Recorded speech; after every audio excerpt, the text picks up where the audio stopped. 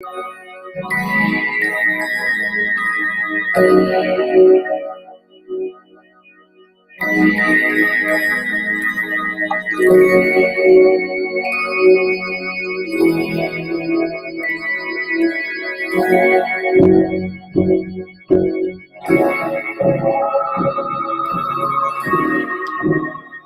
know what time it is, my friends. It's Fight Morning Quick Card Breakdown showtime with your buddy MikesMMAPicks here for UFC 260. Francis Ngannou against Stipe Miocic. We have 10 fights on the docket, 5 of which are expected to end inside the distance. It should be an incredible show, and I expect to see a lot of violence out there. First fight of the night. We kick things off with Abu Azaitar, a minus 105 fighter with a DraftKings price of $8,000, taking on Marc-Andre Barriault, the slight favorite, minus 125 with a DraftKings price tag of $8,200. This fight takes place at middleweight. We have not seen Abu Azaitar in quite some time. Both of these fighters have suffered some issues with USADA in the past. Barriault coming off of a decisive, he left no doubt when he destroyed Pichota out there, looked phenomenal. In this spot, I do not see Azaitar having the gas tank to go 3 hard rounds. We know Barriault can do that, hung in there with Sanchez and a few other fighters. Azaitar, a Moroccan kickboxer, Muay Thai fighter who has many services at the disposal, at his disposal, being very close with the Moroccan prince. And I saw he fights tough, swarms his opponents, throws hooks, gets in, gets out, goes to the body. But Barriault, if he is there at the end of the first round, the second round, the deeper this fight goes, expect Barriault to be the fighter with the bigger gas tank and ready to roll out there. So give me Barriault to win this fight. Closely lined fight, though. Next up, second fight of the night, we've got Shane Young, City Kickboxing Zone, plus 175 underdog, 7,500 in DraftKings, taking on Omar Morales, who last time out we saw him take a pretty decisive loss to Giga Chikadze. Morales coming in at minus 190. DraftKings price of 8,700. This fight takes place at featherweight. Interesting fight here. So Shane Young took on Ludwig Klein last time out. Ludwig Klein ended his night, sent him packing. Young has stuck with the same camp, faced Volkanovski back in the day, and put a pretty good fight in that fight. One thing about Shane Young is he's like a Terminator. He will not give up. He keeps walking forward, and he's a punching bag too. So Omar Morales, kickboxer with heavy strikes. We haven't seen the finishes at the UFC level. Ludwig Klein had left his camp, moved to Sanford MMA, where Morales is located now. So these two might have done some game planning together. I think the longer this fight goes, Shane Young becomes more live out there. Shane Young has the cardio, has the volume, but Morales has the pinpoint striking, and he's a big boy, man. This guy dropped from lightweight, and I know he didn't look that great against Chikadze, but I think he does have enough here to cause Shane Young real problems and make him pay. You saw even Austin Arnett out there was causing problems for Shane Young the deeper the fight went. So, oh, look at this. We got a little thank you, Blake. Thank you, Blake. Appreciate that. Let's see. Let's get back to where we were here. Excellent. So third fight of the night, we have Modestas Bukauskas, the plus 145 underdog, who looked great on the scales today or yesterday morning, coming in with a DraftKings price of 7,700. taking on Michael Oleksiejczuk. Oleksiejczuk minus 175, betting favorite. DraftKings 8,500. This fight takes place at light heavyweight. We saw Lord Michael last time out. Jimmy Crute took him down at will, basically, and did a number on him. Both of these fighters have common opponents in Jimmy Crute. You watch Jimmy Crute's fight against Bukauskas. Interesting choice of game plans where he opted to strike with Bukauskas and sent him packing fairly quickly. Against Lord Michael, went for the takedowns. I think we can look a little bit deeper there. There should be some respect put on Lord Michael's name in regards to his striking pedigree. He's got the much faster hands. He's going to be at a striking disadvantage in a reach disadvantage in this spot. Bukauskas can throw kicks. Is chinny, though. This is an interesting spot here. Lord Michael did not look great on the scales. He never looks great on the scales. So don't put too much stock into that. But when you watch back the tape and you see, even against OSP, Lord Michael coming in there and throwing the kitchen sink at him, emptying the gas tank, it did not pay dividends in that spot. But I think it does here. I think we're going to see Lord Michael come out, make a statement, and get back on track in this spot. Bukauskas, though, he seems to be progressing in his game. You got to wonder, though, that last time out, he was flatlined. That guy got iced against Jimmy Crute, and we've seen him iced before. And I have concerns about Bukauskas' chin, especially if he gets cracked a couple of times on the button. Lord Michael does not hesitate to go to the body, and this fight, at one point, we saw a plus 240-ish on Lord Michael finishing inside the distance or winning by TKO. So I'll be picking Lord Michael in this spot. Bukauskas, though, could potentially use his size advantage to extend this fight, and that's when Bukauskas becomes live. But early, Lord Michael. Next up, we've got Jordan Gooden, who you watch some of the stuff going on the internet right now. Came out and said a few things about the Nurmagomedov family, and really interesting spot to see that at this time, right before the fight of his life. I don't know when that was recorded, but plus 195 for Jared Gooden, who has heavy hands. DraftKings price of 7,200, taking on Abubakar Nurmagomedov.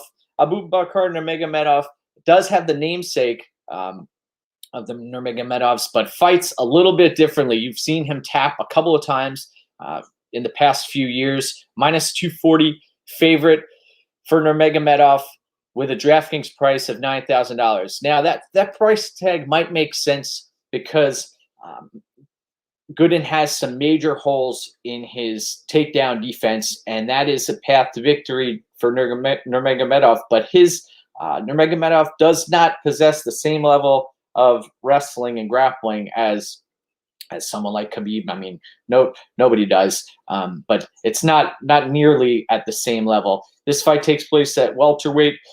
Interesting fights. Gooden did not look good on the scales. Had trouble making weight, and he needed the box of shame out there. Nurmagomedov has run into some issues on the feet.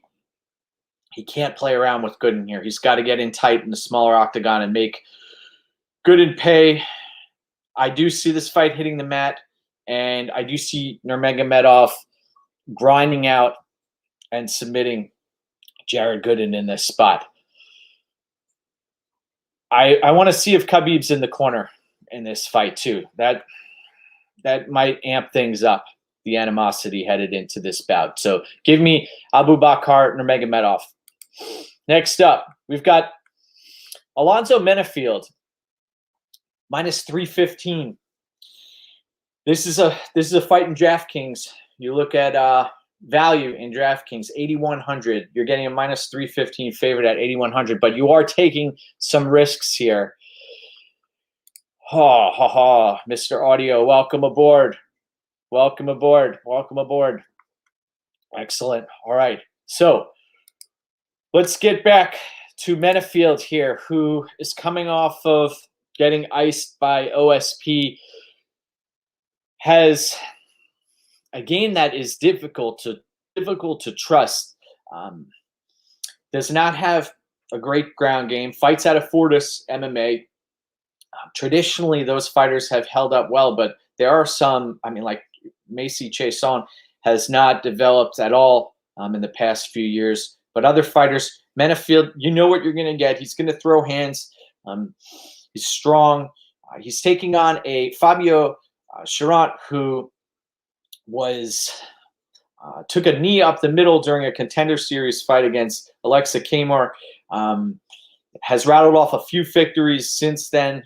Coming in at a plus 245 underdog, $7,000 in DraftKings. A little bit of a sketchy spot here. Light heavyweights, that these fights can end on a moment's notice. And Cherant is known for his grappling. You watch his previous fights, and Joe Lozon is in his corner. Tough kid. He's gonna have to surprise and get sneaky against Menifield, because Menifield is gonna look to get off on his strikes early and put this kid away. Cherant took the fight on short notice. I think Menifield does get the job done here, but I have a tough time trusting Menifield in most fights. Yeah, even against the Devin Clark, you saw what happened in that spot. He was pushed to the limit, and Cherant's not gonna cut him any slack here. These two should get to work early. So give me Menifield in that bout. Next up, we've got Jamie Mullarkey plus 100. This fight line closed a little bit. DraftKings price of 7,600. This is one of the dogs that we are looking at here, taking on Kama Worthy, who, man, got put out by one of the Azaitar brothers last time out. Minus 130, 8,600 in DraftKings for Kama Worthy. This fight's a lightweight fight. Kama Worthy has typically run into some problems at featherweight, but got blown out of the water against an Azaitar brother last time out. Mullarkey, tough as nails. A fighter another guy who's taken on Alex Volkanovski and joined the City Kickboxing crew. Mullarkey was dealt a rough hand last time out when he should have gotten the nod and got robbed by the judges there. Worthy is the more put together fighter. He's the guy with the heavier hands, but he's got a glass chin, and I don't like what I see as far as a gas tank goes out of Kama Worthy. The Pena fight, oh my goodness. You saw that fight. He was losing and then ended up nailing a submission in that spot. I don't see him locking up a submission against Mullarkey. Mullarkey is the better grappler here. The fighter who should be there throughout the course of the bout has a great chin on Mullarkey, despite getting blown out of the water by Volkanovski back in the day. I will be picking Mullarkey in this spot, though you gotta worry about Worthy's power. Worthy does have fight-ending power out there. Give me Jamie Mullarkey in that spot. Next up, let's move our way through this card. We've got a really interesting fight that was rebooked. We've got Jillian Robertson taking on Miranda Maverick. Miranda Maverick minus 165 favorite, 8,800. Jillian Robertson plus 135 at the betting window, 7,400 in DraftKings. This fight takes place at 125 pounds. Interesting fight. You've got Robertson, who's going to look to get this fight to the mat as fast as she can. She does not have the ability to compete on the feet. Miranda Maverick has some great, I don't want to say great striking. It's developing. She's still raw. She's still athletic. Has a brown belt in jiu-jitsu, and I do think Robertson has the better ground game here. I do think Robertson has the better takedowns, but she's not a complete fighter. And Maverick also isn't a complete fighter at this stage in her game. We know about her intelligence and the Old Dominion University doctorate plan that she's on right now. She's also very conservative about the fights that she takes. She really takes her sweet time putting things together.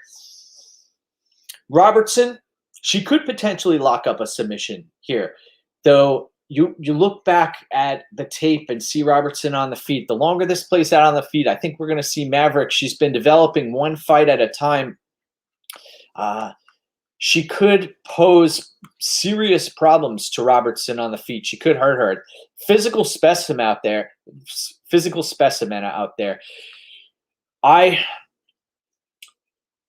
I've been a bit torn. I don't like the minus 165 price tag for Maverick, but I do lean her way in this spot. I think we're gonna have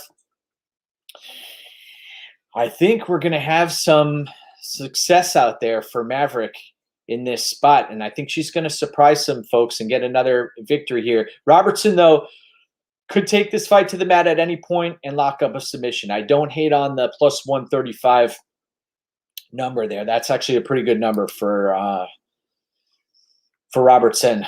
Good morning, Chris. Great to see you. Welcome to the show. Thanks for tuning in. We've got a great fight card. Working our way through this fight morning. Morning, Clint. Hope things are going well on the farm out there. Great to see you. Man, you want to get this party started? Let's go no further than the all-violence fight tonight. We've got Thomas Almeida taking on Sean O'Malley. This fight has been circled on the refrigerator for quite some time here. Thomas Almeida plus 250 underdog with a DraftKings price of $7,000, taking on Sean O'Malley. Sean O'Malley, the Sugar Show, minus 325, 9,200 in DK. This takes place in the stacked, and I mean stacked, bantamweight division, the best division in the entire sport. Almeida dropping back down to 135 pounds after a lackluster performance against Jonathan Martinez. You watched that fight back, and Almeida got caught at range. You saw the lack of development on this side of things. He is a marauder. He will walk you down. Does not care about the strikes that are coming back at him. But that puts himself in harm's way, and his head looks like a Pez dispenser being popped off at times when he gets hit by these jabs. And Martinez had his way with him there. Let's see if Almeida shakes off the rust, because we know Sean O'Malley can be had, especially if Almeida is able to close distance and throw caution to the wind, start landing leg kicks, commit to leg kicks. That is a lot easier said than done in this spot, though, because O'Malley works his way around the cage, has great footwork, going to be looking to pop straight punches down the pike of his own. O'Malley, I see attempting to get off early. Almeida, I see him looking to close distance, not make the same mistakes that he did in the Martinez fight. This should be a banger, and man, my hands are just shaking waiting for this one. I cannot wait. I think that we are going to have a lot of pops on the button here, and someone is going to break in this fight. That is my prediction. I believe that someone is going to break, and Sean O'Malley, 3 separate times his legs have given out on him.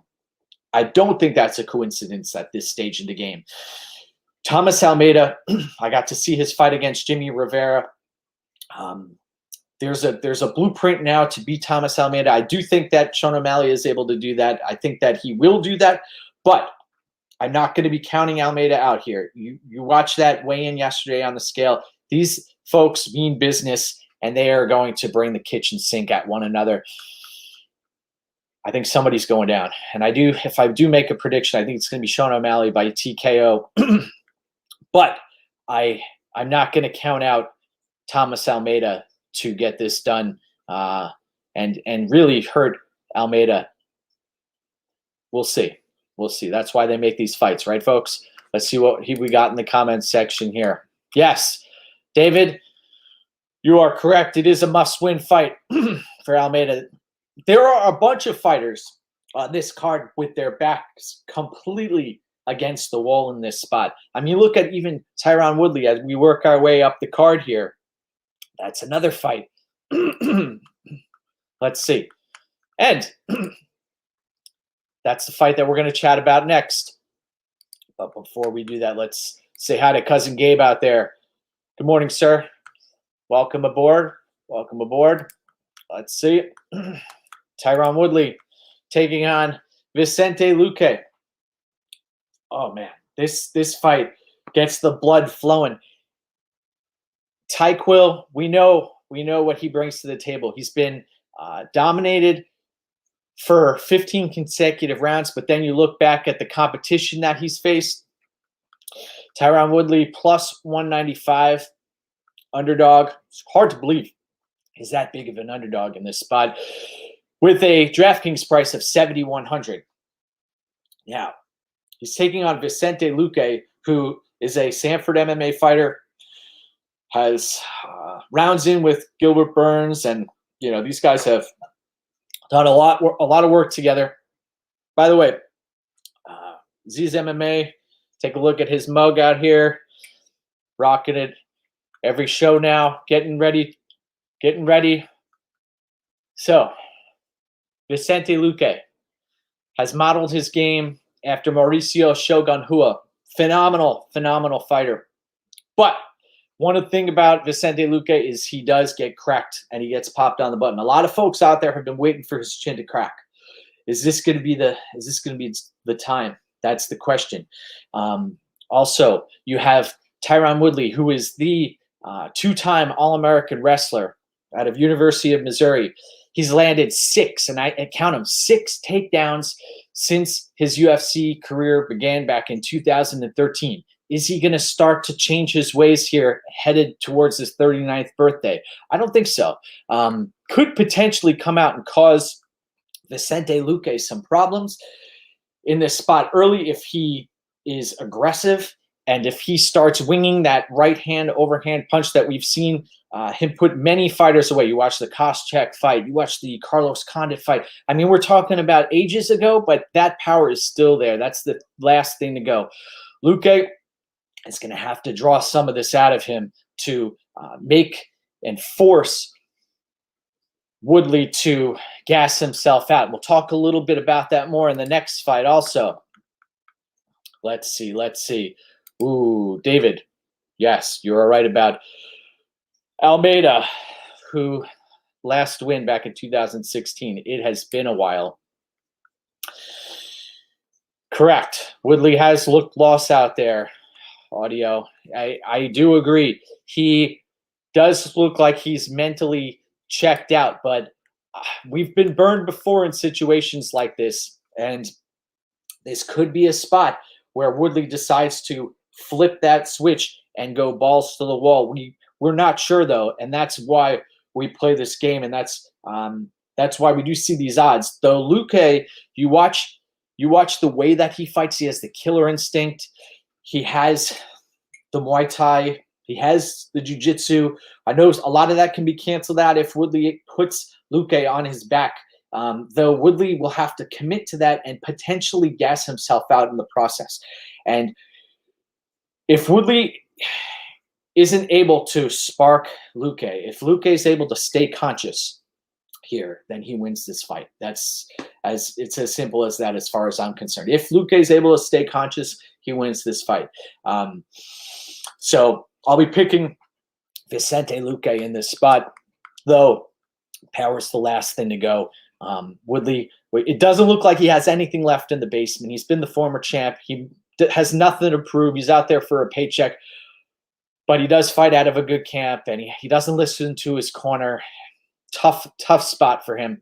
Though Luque, his head is there. He's got a massive noggin. It's there to be hit, and Woodley does have power. He could potentially put Luque out, but the far likelier outcome is Luque wins this. So next up, main event of the evening. But before we get to the main event of the evening, Ha ha ha. Let's see.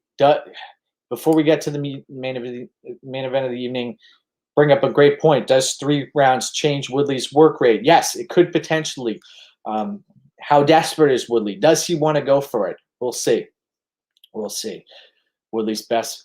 Haha. Yes, Marcus, I do agree. 2-time national champion wrestler. Does he use the wrestling? I mentioned earlier in the broadcast, only 6 takedowns throughout his entire UFC career. You look at also, though, somebody like Justin Gaethje. Gaethje does not. He's a high pedigree wrestler and does not use his wrestling out there. He has heavy hands. So, main event of the evening, where we have Stipe Miocic taking on Francis Ngannou. For all the marbles, the heavyweight strap, the rematch. It's all on the line. Plus 115 at the betting window for the champ. It's amazing to see him as an underdog again in this spot. DraftKings 7,800. Coming in light. Watch him on the scales. Then you look at Francis Ngannou, minus 145 betting favorite. This fight originally opened with Ngannou in the hovering around minus 200, then closed significantly, got down to minus 120. Now he's sitting at minus 145. And then you look at Ngannou here, 8,400 in DraftKings. That's a little deceiving, though. I know it's a heavyweight fight, but Ngannou traditionally in DraftKings doesn't put up a massive score because it's one punch and lights out typically. So just be cautious of that. Look out for other fights where there are fighters with significant control time and high work rate. Though, Ngannou in this spot is very dangerous. I mean, as I wrote in my MMA Oddsbreaker article, this is risky business. You've got Stipe Miocic, who I posted. There was a YouTube video that was posted a few years ago, and you got to see how dangerous it got in there for Miocic, who was able to play the role of the matador in the first fight. I do look for him to repeat the performance that he had in 2018 at TD Garden. The challenge, though, is Ngannou, has he evolved? Has he grown at all in the last 5 fights? We saw the last fight that he had after the loss to Miocic. He was in the staring contest with Derek Lewis. Throw that one out the window. Then you have 4 more fights where it took him 162 seconds to dispose of 4 opponents, 2 of them being former UFC champions. Scary guy, big punches. Physique does look a little bit different headed into this bout. Miocic, we know who he is, exactly who he is. He's got the volume striking. He's got the wrestling in his back pocket. He has the movement. He has the footwork. He's been in there 3 times, back to back performances against Daniel Cormier, one of the greatest. And we saw the last 2 fights. He was able to find Daniel Cormier's number.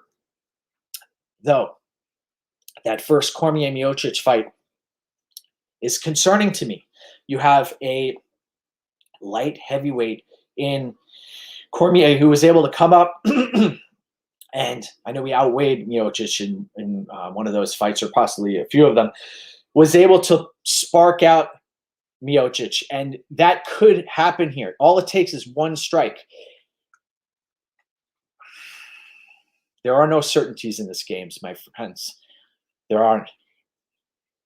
I'll be picking Francis Ngannou here. I think that it only takes 1, and he could play this fight 2 separate ways. He could come out like a marauder in this spot, or he could play a patient game, wait for Stipe to make his move.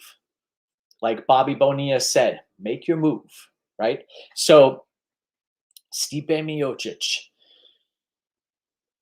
there's a path to victory clearly for him. If he drains Ngannou out again, plays the role of the matador, that could happen.